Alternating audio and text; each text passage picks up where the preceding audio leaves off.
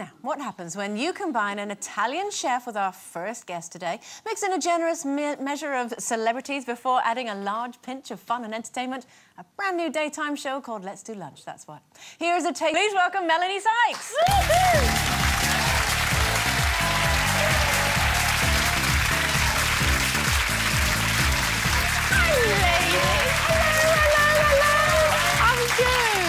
Darling. Nice to see you. Hello. So you're good in the kitchen then? I'm all right on my own, but I just wasn't listening properly. I just, as soon as it went in the bowl, I just knew I'd made a mistake, you know. Oh, anyway, it's funny. That's all part of the fun, isn't it? Do you cook at home? Is it? Yeah, every day, really. I mean, I cook for the kids, so I don't do anything really fancy, but it's always simple and good, tasty food. Can you do fancy stuff? I could do. I mean, I follow recipes. I can't do it on my own. I have to follow a recipe. Well, you're like the perfect woman. You look amazing, and you can cook, well, and not you're really. funny. You are. Do you not cook? No. Do you not? No, well, I do. This is my cooking is stab, stab, ding, dinner's ready. I bet you ate incredibly well whilst filming that with Gino. Did you eat it all after? His food is so good. Yeah, it's really... And he's quite a live wire, isn't he? Oh, I love having him Did you manage to calm him down? No, I don't. I'm not even trying to. I want him to be naughtier because it gets me going. And I just like him being around, you know what I mean, ladies? You know what I mean? And he's just... I like him just being there. Even if we're not talking and we're just on set, I just like his presence. Yeah. So what's the concept of... Sorry, Linda. Go on. No, I was going to say, what do the guests do then whilst you and Gino are geeing each other up? Well, they're helping prepare the food and we're talking to them about, you know, their food. Does he give them... Do they come with a recipe or does he tell them? No, he cooks for them based on the things that they like. Oh, right. Okay. So he'll create something... Oh, what a lovely show to go on. Yeah. So do you tell Gino what to cook for you and he just cooks it? Pretty much. And the audience are involved. They're coming down to taste the food. We're up in the audience as well. And it's just... it's like a bit of a party atmosphere because for weeks we've been talking about it and we haven't actually done it. Yeah. And then Sunday we did it and it just all came together and it's a really fun show. And who are you having on? Who are your We've guests? got Martin Kemp for the first show. I don't remember anybody else, but we've got... we've got some... Because I can only focus on that first show for now. Do you know what I mean? It's a brand new show, so it's like live every day. It's live every day. Yeah. And you've been reliably informed. You've got Peter Andre and Matthew Kelly. Yes, that's right. Yeah, Peter. Well. How could I forget Peter Andre? Yeah. So yeah, it's going to be good fun. I can't wait. I'm really giddy. Is your job really then just to interview while Gino's cooking and doing what have you? Well, I mean, or is everybody in just terms all mucking of together? it's all mucking together. I mean, there's not really a role for me. I'm just presenting the show with Gino and cooking with him and taking direction and not listening to it, basically.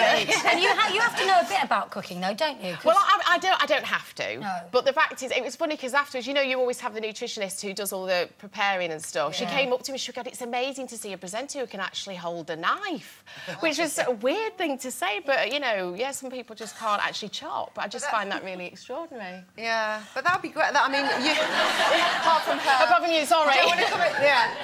The culinary skills on this panel aren't too great. So you just... Sorry. Are you speaking for yourself?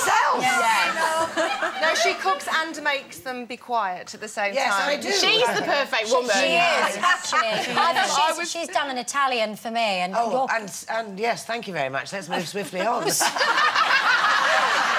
a nice thing. I was going to say it's nice to see you back on our screens because you've been on Radio 2 with the fabulous Alan Carr. Oh, no, honestly, that show is 2 hours of silliness. Honestly, we just talk rubbish and it's just brilliant.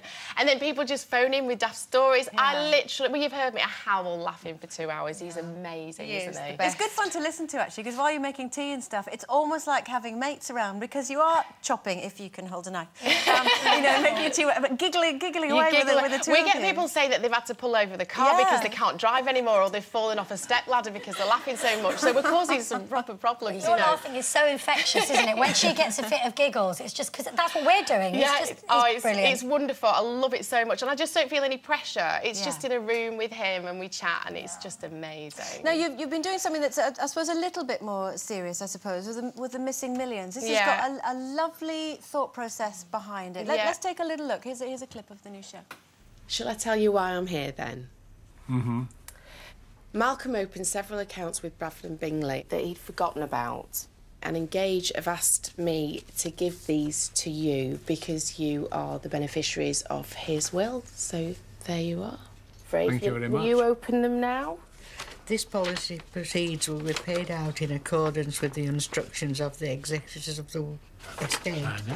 And it is anticipated that your share of the proceeds will be... Yes, 7,500. And yours is the same. It's the same. Yes. I've got goosebumps. I've cried quite a few times. I tried to hold it together. It's so hard because you are essentially talking about somebody that's passed away, so you get in the story of their lives, and then it's obviously good news, but it's a very mixed emotion. It's a wonderful show. How long does it take? Because there's lots of investigation involved in something like that. I mean, I have to sort of go on a trail to find some of the people. Some are quite a straight, you can just go on a electoral roll and you can find them and you go, but sometimes it's a bit more of a story behind it. But the outcome is always very like that. It's just really moving. It's amazing. I suppose it's a celebration of life, really. Yeah, and that people, you know, it is extraordinary that people put money away for others and then forget about it. And so it's a real shock to some. And to be the bearer of such wonderful news. It's amazing. It's such a lovely job to do. Yeah. Now, Missy, you've got 2 boys. Yes. Would you think that they're easier to bring up than girly girls? And it's so hard for me because I don't know is the answer to that. But I know they're challenging in many ways. But you know, they're not sort of cliche. They're really active. I can't get mine out of the house. They never want to go out. They never want to go to the park. And I have to drag, you know, video games and all that now. It's very difficult to get them off that. But they're good boys and they're funny and cuddly. They're cuddly. And those kisses at night time, you know, and my 9-year-old, when he says, I love you, I just feel like I'm going to melt, you know, and I think you just get that gooey stuff, don't you, with its boys? I don't know. But they are amazing. I don't know girls. I just don't know. So when's let's do lunch start? 8th Starts of Monday. August on Monday? Yes, 12:30 to 1:30. Yes. Lovely. We'll be watching because we'll be off. Yes. We won't be here. Best of luck with it. Give our love to lovely Gino. I will do. Do you want me to kiss him? All of you? Whatever you like. Make sure he's got his bottom half on under the desk. Melanie signs, everyone. I know. Thank you. Thank you very much. OK, time for a breather, but stick around because after the break, find out if we're happy to hear the news that bearing all on the beach is apparently so last season. Back in a bit.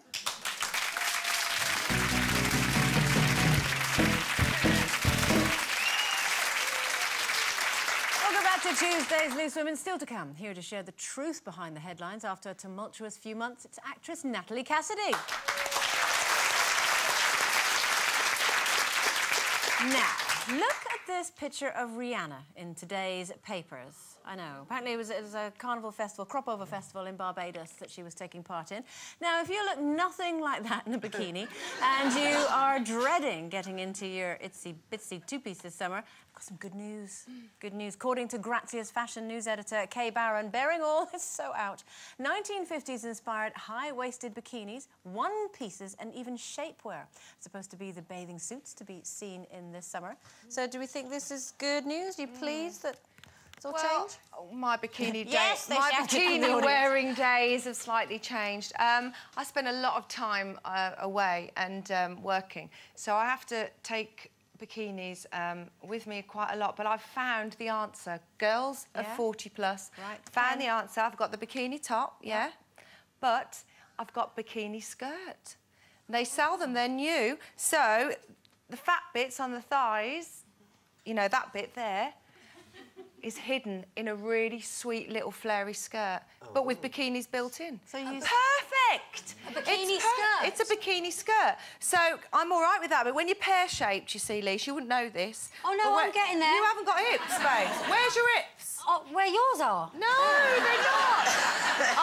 So the in bit's fine. It's the out bit that's going a little bit too far out these days. So, yeah, it's fantastic. I have to say, I love that whole swimming costume thing. I never had even when I was young, I was always slightly embarrassed about bikinis, and if I could have, I would have gone somewhere, got suntanned, you know, like naked in my back garden or wherever, and then put it all on again, you know, so rather than lying there. But and when I was younger, I remember I've got a photograph of myself in a black, because it was the 50s, I suddenly realised, oh, God, with a sort of white bit across here, thank you. And it's, but they make your shape. And I've actually now bought some fantastic swimming costumes that you can have wraps around. You could almost go out in them. You could go clubbing in them. They're so. But they don't make your shape if you've got heavy thighs like me. But they do. They're not good. No, because they. Because they can, and some of them are so brilliant now that they can hold. You can lose. Some of them boast that they're so tight, but you can't get them on. They're only bikinis. You can lose £5. Some of them I'm pack talking your about bags for you. No. Book your flight. One piece is that you can lose £5, literally. Because they hold you in, so... Until you take it off and it goes... I've always been a bikini person. I think, you know, when it's... Because the one pieces, they get a bit hot, you know, you get a bit sort of hot and sweaty, especially ones that go like that. They're going to have lots of lycra and corsetry and stuff. You drown. But I like a bikini. But since having the kids, especially Amy... Hagrid, as she was known, not a fan of my tummy. But I've found these new things that are apparently really in, so I'm really excited that I'm going to be bang on trend. There's the monokini, which is not like a monocle. It's like a bikini that you wear that it's got... There it is. Oh, no, see, mine's not like that. See, mine, it hides your belly button bit that I don't like. And so it's a bikini top there, big liney bit, then bikini bottom. So it's kind of hides the bits when you take it off and you've got patterns in white. Yeah. That's like... I'm worried about the tan lines, like Rihanna's tan lines, like those things on her legs. Did you see all those? No, those straps she had round her legs in the picture with the stripes. That would worry the heck out of me. So what I do now is, I used to be a slave to the sun, so I spray tan before I go now. So my actual attire doesn't matter. I've done that before and I came back paler than when I left. Yeah, you do, because it starts to rub off a little bit, doesn't it? But I've ruined so many holidays by refusing to move until my sides are done. You know, you're like that, oh, I'll be over in a minute, and you're just like that trying to get... because everything else is done. So I've decided to go tanned and enjoy the holiday. You know what I mean? Because I'm off to Greece. I think it's best just to lie down and breathe in, really. With my arms above my head. or a burkini. You don't have to worry about any of it, do you, then? No. Right, it's got to be